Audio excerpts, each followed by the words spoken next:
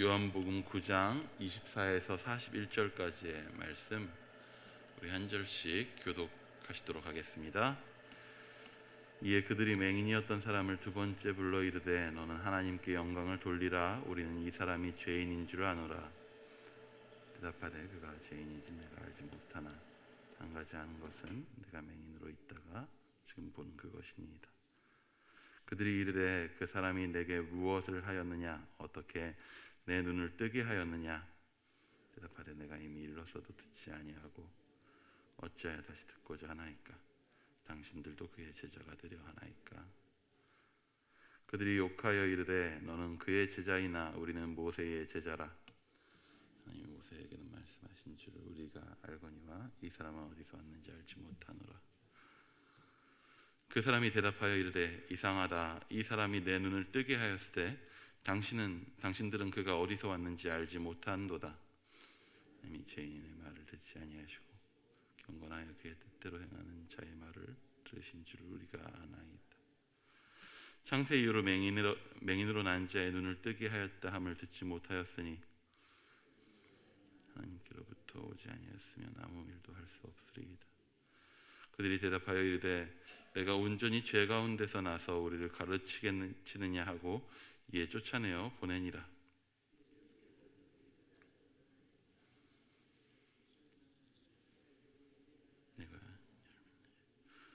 대답하여 이르되 주여 그가 누구시오니이까? 내가 믿고자 하나이다. 계속해서 이르시되 내가 그를 보았거니와 지금 너가 말하는 자가 이르시되 주여 내가 믿나이다 하고 절하는지라. 계속해서 이르시되 내가 심판으로 이 세상에 왔으니 보지 못하는 자들은 보게 하고 보는 자들은 맹인이 되게 하려 함이라 하시니 바리새인 중에 예수와 함께 있던 자들이 이 말씀을 듣고 이르되 우리도 맹인인가? 계속해서 이르시되 너희가 맹인이 되었더라면 죄가 없으려니와 본다고 하니 너희 죄가 그대로 있느니라. 아멘. 설 연휴를 맞이해서 정말 오랜만에 영화 한 편을 처음부터 끝까지 집중해서 볼 수 있었습니다. 모가디슈라고 하는 작년에 나왔던 영화입니다. 이 영화가 다루는 배경은 1990년도에 소말리아 수도인 모가디슈에서 있었던 내전입니다. 그 내전의 상황에서 한국과 북한의 대사관이 그 내전의 위기 속에 있었을 때 힘을 합쳐서 그곳을 벗어나게 되는 내용을 다룬 영화입니다. 근데 영화를 보는 중에 순간 여러 가지 생각들을 들게 하는 그런 장면이 하나 있었습니다. 피신하기 위해서 이제 한국 대사관에서 이탈리아 대사관으로 20명쯤 되는 사람들이 차를 타고 이동해야 하는 상황이었습니다. 바깥은 내전 중의 상황이었고 가는 도중에 반란군에 의해서 혹은 그 반대편에 있었던 정부군에 의해서도 언제든지 죽을 수 있는 그런 상황이었습니다. 그래서 그들은 특정한 시간을 이용해서 이동하기로 합니다. 바로 무슬림들이 낮에 기도하는 시간입니다. 소말리아 사람들의 대다수 종교가 이슬람이었던지라 그 시간을, 그 기도 시간을 알리는 음악 소리가 방송으로 나오는 그 시간에 주인공 일행이 차로 이동하기로 한 것입니다. 그리고 실제로 아까까지만 해도 지나가던 차를 향해서 무차별적으로 난사를 하던 소말리아 반군이 잠잠해집니다. 모두가 한 방향을 향해서 절합니다. 주인공 일행의 차가 그 옆을 지나가고 있는데도 누구 하나 일어나지 않습니다. 그리고 그 기도 시간이 끝나자 그들은 옆에 두었던 총을 들고 일어납니다. 그 장면을 보면서 이 종교라고 하는 것이 얼마나 대단한 힘을 가질 수 있는가 하는 생각이 들었습니다. 총을 들고 서로 죽이는 그 전시 상황 속에서도 그들의 종교는 그 상황을 완전히 지배해 버렸습니다. 우리나라에서는 그런 상황이 보편적이지는 않죠. 종교에 대한 신념의 정도가 그 개개인마다 다르기 때문입니다. 하지만 종교가 한 국가 혹은 민족의 종교가 되고 그냥 그 가정, 무슬림 가정에서 혹은 국가에서 그 국가에서 태어나면 당연히 무슬림이 되는 그런 사회 속에서는 그 종교는 그 나라 안에서 절대적인 힘을 가지게 됩니다. 그것을 생각할 때에 오늘 본문 우리가 읽은 본문이 좀 더 우리에게 다가옵니다. 오늘까지 3일에 걸쳐서 예수님이 맹인을 고치신 사건을 다루고 있습니다. 그리고 우리는 이 내용들 속에서 지금까지 계속 반복되었었던 예수님과 유대인들과의 갈등을 다시 한번 볼 수 있게 됩니다. 하지만 오늘 본문이 그 앞에 있었던 그 갈등, 충돌과 좀 다른 점이 있습니다. 그것은 오늘 본문은 단순히 예수님과 유대인들과의 충돌을 넘어서 예수님을 따르는 자와 유대인들과의 갈등을 다루고 있다고 하는 것입니다. 즉 예수님의 제자된 자들, 하나님의 자녀된 자들이 당시의 유대인 혹은 유대교 앞에서 어떤 자세를 가져야 하는지를 보게 됩니다. 요한복음서를 비롯한 모든 복음서는 그냥 있었던 사실을 무작정 나열하는 데 목적이 있지 않습니다. 요한복음 뒷부분에 나오는 대로 예수께서는 제자들 앞에서 이 책에 기록되지 않은 더 많은 표적들을 행하셨습니다. 요한복음에 나오는 사건들은 요한복음을 1차적으로 가장 먼저 보게 될 사람들에게 하고자 하는 어떤 중요한 메시지를 하기 위한 내용입니다. 맹인을 고치시는 사건이 예수님의 행적 중에서 오늘 한 번뿐은 아니었을 것입니다. 아니, 그것보다 더 놀라운 표적들도 많이 있었을 것입니다. 하지만 왜 오늘 이 사건을 굳이 기록하고 있을까요? 그것은 실제로 오늘 이 본문에서 제자들이 처하게 된 위협의 상황과 동일한 혹은 비슷한 상황이 펼쳐지고 있기 때문입니다. 어떤 어려움입니까? 바로 출교의 상황입니다. 유대교에서 출교를 당하는 상황에 놓인 제자들이 있는 것입니다. 예수님의 제자가 되었다는 이유로 자신이 평생 살아왔던 유대교, 유대민족 안에서 출교를 당해야 하는 것입니다. 사실 오늘 본문 바로 앞의 내용을 볼 때 이 부모가 너무 한 것이 아닌가 하는 생각이 듭니다. 어쨌든 자기 아들이 날 때부터 보지 못했다가 이제 눈을 뜨게 됐는데, 제가 부모였으면 고쳐주신 분을 찾아가서 내가 가진 모든 것이라도 내놓을 것 같은데 고침받은 맹인의 부모의 반응이 굉장히 미지근해 보입니다. 그들은 어떻게든 그 유대인들과의 갈등을 피하고자 합니다. 자신들은 잘 모르는 일이니 그에게 가서, 자신의 눈뜬 아들에게 가서 물어보라고 합니다. 그리고 본문은 분명하게 그 이유를 설명합니다. 오늘 본문 앞에 나와 있긴 하지만 함께 좀 한번 보기 원합니다. 우리 22절입니다. 22절 한번 같이 읽어보겠습니다. 시작. 그 부모가 이렇게 말한 것은 이미 유대인들이 누구든지 예수를 그리스도로 시인하는 자는 출교하기로 결의하였으므로 그들을 무서워함이로라. 그 부모, 그 맹인이었다가 눈을 뜨게 된 자의 부모의 두려움은요, 유대교에서 출교당하는 것이었습니다. 그 두려움이 자기 자녀의 눈이 떠진 기쁨보다 훨씬 더 컸던 것 같습니다. 부모로서 어떻게 그럴 수 있나 싶기도 하지만 이 종교 중심의 사회에서는 분명하게 가능한 일이긴 합니다. 유대교에서의 출교는 단순히 종교를 옮기는 일 정도가 아닙니다. 유대인에게 있어 유대교에서의 출교는 유대인 사회, 즉 자신이 발붙이고 살아온 사회 안에서 아예 퇴출되는 것을 의미했습니다. 그리고 그것은 자신들만의 퇴출을 넘어서 자신이 여전히 양육하고 보호해야 할 다른 자녀들과 가족 전체를 위험하게 만드는 일이었습니다. 처음에 말씀드렸던 모가디슈라는 영화에서 무슬림들이 목숨을 다투는 전시에도 자기들의 기도 시간을 지켰던 것처럼 종교 사회 속에 살아가는 사람은 그 종교의 신념이 자신의 생과 사에 대한 가치마저도 넘어서기 쉽습니다. 요한복음에서는 예수님의 여러 가지 표적들을 통해서 유대교를 기반으로 살아가고 있었던 사람들에게 예수님이 이제 그 유대교의 신념보다 더 높으신 분임을 계속적으로 보여주고 있습니다. 예수님은 유대인들의 민족적 조상인 야곱보다 더 높은 분이고 유대교의 상징인 율법, 바로 그 율법을 받은 모세보다 뛰어난 분이라고 이야기하고 있습니다. 그리고 유대교에 나오고 있는 어떠한 절기와 명절보다도 위대하신 분이 바로 예수님이다라고 하는 것을 요한복음은 계속적으로 증거해 옵니다. 오늘 눈을 뜬 맹인은 어떤 사람이냐면 바로 그 사실을, 이 예수님이 그 모든 유대교에서 말하고 있는 그 완성인 그분이다, 그 메시아다라고 하는 사실을 눈을 뜬 사람입니다. 깨달은 사람이죠. 그는 유대인이었습니다. 그 모든 유대교 전통 안에서 살아가던 사람이었습니다. 이 유대교 자체가 나쁜 것이 아닙니다. 유대교에서 믿는 모든 것이 사실은 그 완성이라고 할 수 있는 예수님을 향해 있습니다. 한마디로 유대교를 바로 믿는다면, 유대인들이 유대교를 바로 믿었다면 예수님이 어떠한 분인지 바로 보았어야 합니다. 하지만 완성이신 예수님을 알지 못하는 유대교는 그 자체로 아무것도 아닌 것입니다. 근데 오늘 맹인은 눈을 뜹니다. 유대교 안에 갇혀서 참된 것을 보지 못했던 눈을 뜨게 됩니다. 그는 실제로 날 때부터 보이지 않았던 눈을 뜬 것이지만 그와 동시에 자신의 눈을 뜨게 해주신 분이 진짜임을 깨달았습니다. 진짜를 보는 눈을, 단순히 육신의 눈뿐만 아니라 진짜를 보는 눈을 뜬 것입니다. 하지만 여전히 그에게 위협이 있습니다. 오늘도 유대인들은 그를 다시 찾아옵니다. 우리 24절 한번 같이 읽어보도록 하겠습니다. 24절입니다. 시작. 이에 그들이 맹인이었던 사람을 두 번째 불러 이르되 너는 하나님께 영광을 돌리라. 우리는 이 사람이 죄인인 줄 아노라. 유대인들은 하나님을 믿는 자들이었습니다. 맞죠? 안 믿는다고 할 수는 없습니다.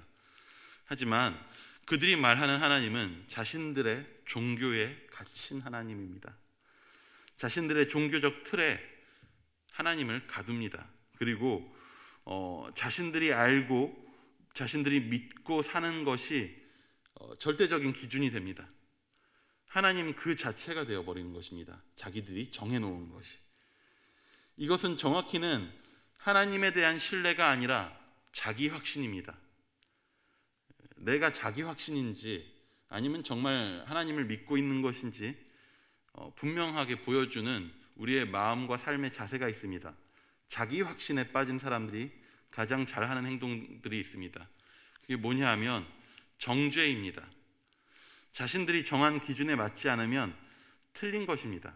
그래서 계속적으로 오늘 본문에 나온 유대인들은 바보 같은 질문을 합니다.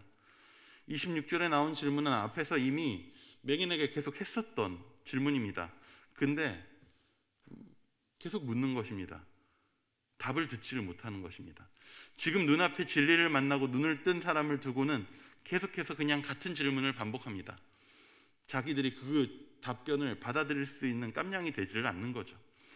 그리고 자신들의 부대가 새 포도주를 담을 수 없음을 깨닫지 못한 채로 감당하지 못하는 그 대상들에 대해서 정죄하기 시작합니다. 어디 감히 모세의 제자인 우리를 가르치려 드느냐며 열심히 정죄합니다. 그리고는 결국 쫓아내죠. 우리 34절 말씀 한번 같이 읽어보도록 하겠습니다. 34절입니다. 시작. 그들이 대답하여 이르되 내가 온전히 죄 가운데서 나서 우리를 가르치느냐 하고 이에 쫓아내어 보내니라. 쫓아내어 보냈다라고 하는 말은 단순히 그들이 함께 있었던 공간에서 너희 나가라 라고 이야기한 것이 아닙니다. 이것은 그를 출교시켰다라고 하는 것입니다. 유대교에서 단순히 종교가 아니라 그 사회 전체에서 그를 내쫓은 것입니다. 사실 이 본문을 말할 때마다 참 부담스러운 부분이 있습니다. 우리는 또한 이렇게 믿기 때문입니다. 배우고 확신한 것에 거하라. 그렇게 말씀하셨는데 그럼 우리가 믿는 것을 확신하면 안 되는가 하는 질문이 생기기 때문입니다. 당장에 이단들이 와서 우리 모임에 오면 병도 낫고 눈도 뜨고 한다고 막 그렇게 얘기하면 거기에 대해서는 어떻게 해야 하는가 하는 질문도 생깁니다. 뭐가 옳은 것인지 바로는 알고 있어야 되지 않겠습니까 하는 질문이 생기는 거죠. 근데 그런 틀들을 좀 벗어나서 이렇게 좀 접근해 보면 좋을 것 같습니다. 제 신대원 동기 중에서 그 이단 사이비에서 나온 사람들, 거기서 빠져나온 사람들의 회복 모임을 운영하는 목사님이 있습니다. 저랑 동갑이라 신대원 때부터 대화도 많이 하고 했었는데 그 목사님이 같이 신대원 있을 때에도 신학대학원 있을 때에도 현대종교 기자였습니다. 그래서 그 이단 관련 쪽 이야기를 할 때마다 이단의 기준이 뭐냐라고 하는 것에 있어서 저와 그분의 좀 기준이 약간씩은 달라서 토론들을 하기도 했습니다. 근데 분명하게 둘 다 인정하는 공통적인 합의점이 있었습니다. 뭐냐하면 이단들에겐 최소한 절대적인 한 가지의 특징이 있다. 뭘까요? 이단들의 모든 공통적인 특징. 그것은 자기 비판 능력이 없다라고 하는 것입니다. 이단은요, 스스로 절대 틀리지 않습니다. 스스로 틀렸다고 인정할 수가 없습니다. 휴거가 일어날 거라고 날을 정해놓고 그날 종말이 없으면 자기들이 기도에서 미뤄졌다고 말할 뿐이지 절대로 자신들의 주장을 수정하지 않습니다.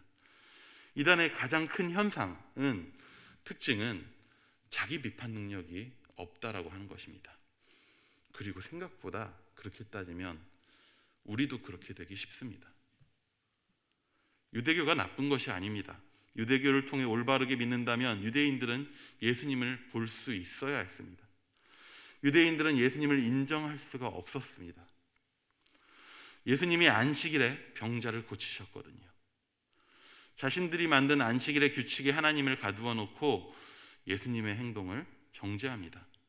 자기들이 하나님을 정해놓고 하나님이신 그분이 어떠한 행동을 하자 자신들이 만든 하나님의 기준에 비추어 진짜 하나님을 정죄하는 것입니다. 죄와 질병 속에 갇혀서 고통 가운데 살고 있는 이들에게 진정한 안식을 베푸신 예수님을 향해서 안식을 어겼다고 합니다. 날 때부터 보지 못해서 자유하지 못하였던 자를 그에게 안식을 주고 자유를 주신 예수님을 향해서 안식일을 어겼다고 정죄합니다. 자기 확신에 빠져서 진정으로 보아야 할 것을 보지 못하게 된 것입니다. 유대인들의 자기 확신 안에 맴도는 그 논리보다 오늘 맹인이었던 어찌 보면 유대교의 신학과 신앙을 잘 모를 이 맹인의 고백이 훨씬 더 힘있고 논리적으로 들립니다. 우리 좀 길지만 31에서 33절까지의 말씀을 같이 보기 원합니다. 31에서 33절입니다. 시작. 하나님이 죄인의 말을 듣지 아니하시고 경건하여 그의 뜻대로 행하는 자의 말은 들으시는 줄을 우리가 아나이다. 창세 이후로 맹인으로 난 자의 눈을 뜨게 하였다 함을 듣지 못하였으니 이 사람이 하나님께로부터 오지 아니하였으면 아무 일도 할 수 없으리이다. 우리는 하나님 앞에서 그리고 예수 그리스도 앞에서 우리의 아는 것과 믿는 것의 부족함을 겸손히 인정하고 끊임없이 자기를 부정해야 합니다. 선줄로 알면 넘어집니다. 예수님을 믿는다는 것이 우리가 예수 안에서 누군가를 정죄하는 권리를 얻게 된 것으로 본다면 큰일 난 것입니다. 오늘 내가 아는 것으로 누군가가 틀렸음을 증명하려고 애쓰고 있다면 뭔가 잘못되어 가고 있는 것입니다. 오늘 맹인이 눈을 뜨게 한 표적을 통해서 예수님은 우리에게 제자됨의 두 가지 중요한 모습을 말씀하십니다. 첫째로는요, 예수님을 믿기로 했다면 박해받기를 피하지 마시기 바랍니다. 예수님은 우리가 오늘을 살아가면서 믿고 지키고 살아가는 그 어떠한 신념과 그 어떠한 삶과 어떠한 생명, 그 무엇보다도 더 뛰어나고 중요한 분입니다. 우리의 생명은 예수님께 속한 것입니다. 둘째로 우리의 믿음은 예수님의 신실하심을 의지하는 것뿐입니다. 내가 믿는 바에 예수님을 가두고 하나님을 한정지어서 누군가를 정죄하는 자리에 서지 않기 바랍니다. 우리가 따를 길은 예수님의 십자가의 길뿐입니다. 그리고 그 길은 핍박을 피하지 않고 핍박하는 자들을 위해 희생하는 길입니다. 우리가 어떠한 모습으로 예수 그리스도를 따르고 있는지, 우리가 지고 있는 것은 십자가인지 같이 돌아보며 오늘 예수 그리스도를 따라 이 땅 가운데 희생함으로 하나님 나라를 이룰 수 있는 그러한 축복을 누리는 일산 중심의 성도님들 되시기를 축복합니다. 기도하겠습니다.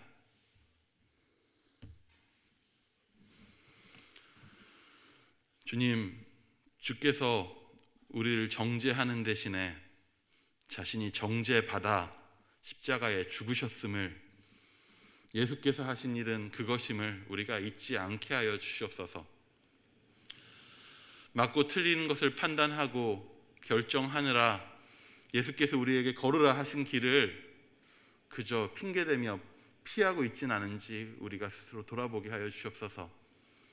오늘 나를 정죄하는, 오늘 나를 핍박하는, 누가 보아도 잘못된 것 같은 세상 가운데에서 사단을 정죄하는 시험에 빠지지 않게 하여 주시옵고, 그저 예수를 따라, 예수님의 십자가를 따라 오늘 나를 내어주어 세상 가운데 예수님의 방법과 예수님의 사랑만이 가득한